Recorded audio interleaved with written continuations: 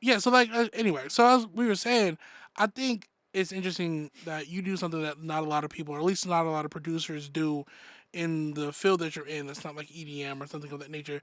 Is you sound design Yeah. like by scratch. Hmm. Fucking insane.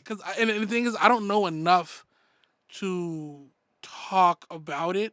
So I guess talk about like kind of how you got into it, and and kind of essentially what it is and stuff like Yeah. that. And because I mean, you found a market for it, you know what I Right. mean, which I think is cool as hell. But it's like I feel like it was a very untapped market Yeah. because it's a lot of fucking work. You know what I It mean? is. From the stuff that I watched you do and Yeah. running around with that fucking little recorder, you know what I'm saying?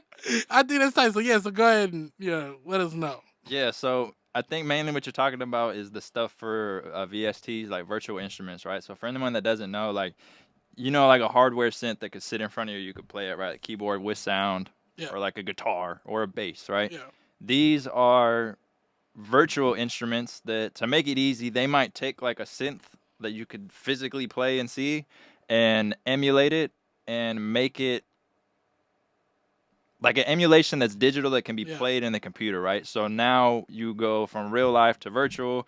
So you can have like a guitar that you play, and then it's going to be on your computer, and it sounds like a guitar. And if it's modeled really well, yeah, with multiple recordings of that guitar and all the tiny embellishments and stuff that can happen from a player, which to make those is crazy, right? Because yeah, you don't just hit the guitar chord one here and here, because then that's what it's going to sound like. You want yeah. it to sound real, so you're like It's really different strumming and velocities, yeah, different exactly. like ways of hitting it, different picks, all that. So all of that will happen, and it's created virtually to be used like in a computer. Yeah, Producers that know, but people that don't, it's just like a virtual yeah, instrument instead of physically there. yeah, So with these, a lot of them you can create your own presets, right? In these synths, there's so many different types, but like for example, I got started with Omnisphere, and you can create your own patches yeah.